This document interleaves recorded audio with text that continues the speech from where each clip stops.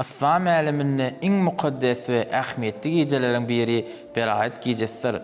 Beraat sözü Arap dilinden tercüme edilen günahlardan saplanmak, qutulmak ya da araslanmak ýaly manylary berýär. Bu gece adamın günahlardan araslanıp, durmuşyny täze bir sahypa açmagyna mümkinçilik berip, kimlere şo ýylyň dowamynda nähili rızkal bereket berilejekdiginiň bellenýän gejesi hasaplanýar.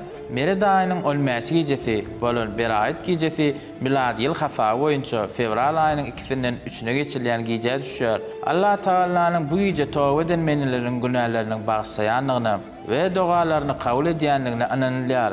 Käbir çeşmelere göre bir ýyllaky boljak wakalar, nesibe we rızkal barada hükümler şu gecede bellenilýär. Bu gece Peýgamberimiz Muhammed sallallahu aleyhi ve sellemin ümmetine dolu şefaat etmek hukunyň berilen gecesi hökmünde hem hasaplanýar. Bu gece ruhy taýdan baýlaşmak üçin köp doga edilýär.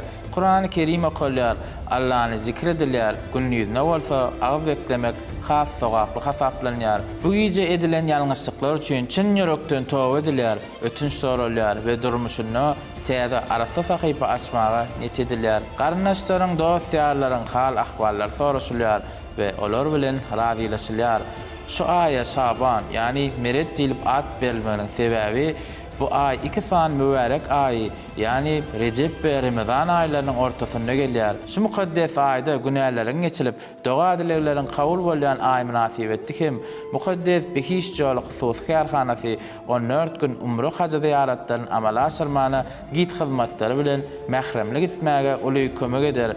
Allahu Teala her birimize haja ziyaretler berjaý etmegi nisip eylesin. Goý bu aýda Beraat gejesini ählimiziň etjek doga dileklerimiz, okujak namazlarymyz we tutjak oradalarymyz beýik Allah'nyň dergähine kabul bolsun.